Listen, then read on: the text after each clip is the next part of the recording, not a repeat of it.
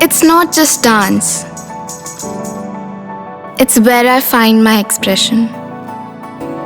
Where every step is a word in my story of grace. It's a heartbeat of passion and tradition.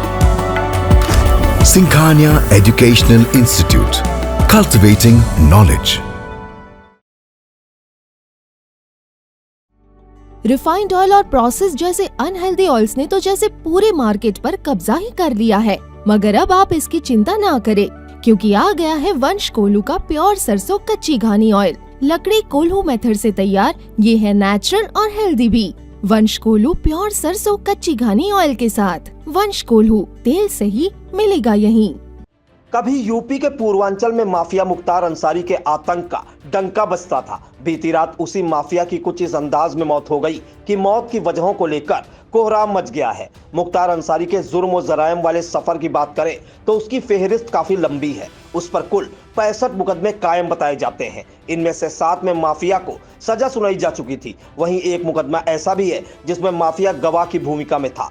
वैसे तो हर मुकदमे के साथ मुख्तार अंसारी के गुनाहों की फाइल मोटी होती चली गई थी, लेकिन 3 मुकदमे ऐसे रहे जो मुख्तार के गले की फांस बन गए। कहा जा रहा है कि यह 3 मुकदमे ही माफिया की जेल में मौत होने की बड़ी वजह बन गए। इनमें से पहला मामला उसरी चट्टी केस के रूप में दर्ज हुआ था। मुख्तार अंसारी का परिवार इसी केस को हत्या की वजह बता रहा है। दरअसल गाजीपुर जिले की मोहम्मदाबाद विधानसभा क्षेत्र में उसरी पट्टी गांव है। वर्ष 2001 में पंचायत चुनाव के दौरान यहां मुख्तार अंसारी पर हमला हुआ था। मुख्तार उस समय मऊ सीट से विधायक थे। इस घटना में 2 लोगों की मौत हुई और मुख्तार समेत 7 लोग घायल हो गए थे। इस मामले में ब्रजेश सिंह गैंग को आरोपी बनाया गया था। मौजूदा वक्त इस केस का कोर्ट में ट्रायल चल रहा है। जल्द ही इसमें मुख्तार अंसारी की गवाही होनी थी। चर्चा हो रही है कि सितंबर 2023 में मुख्तार ने कोर्ट में प्रार्थना पत्र दिया था, जिसमें उसने कहा था कि मुझे सुरक्षा दी जाए क्योंकि सरकार उसरी चट्टी केस में गवाही नहीं होने देना चाहती है। आइए अब दूसरे मामले की बात करते हैं।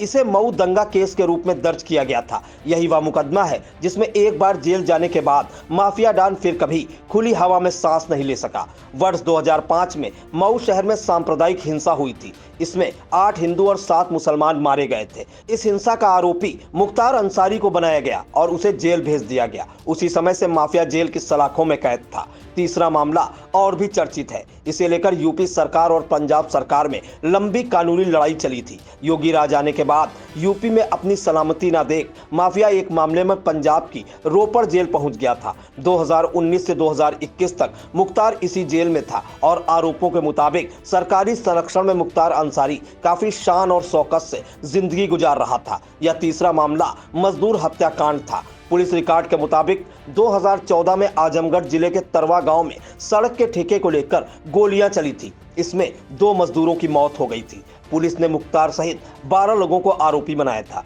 इसी केस को लेकर यूपी पुलिस मुख्तार अंसारी को वापस लेने के लिए 2021 में पंजाब पहुंची थी। कहा जाता है कि तत्कालीन पंजाब सरकार की रुकावटों को देखते हुए यूपी पुलिस लंबी कानूनी लड़ाई लड़ते हुए सुप्रीम कोर्ट गई थी। तब सर्वोच्च अदालत ने मुख्तार को यूपी भेज दिया था। दावा किया जाता है कि यहीं से माफिया मुख्तार अंसारी के आतंक राज का काउंटडाउन शुरू हो गया था।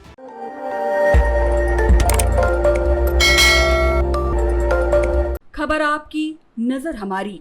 देखते रहिए आई इंडिया।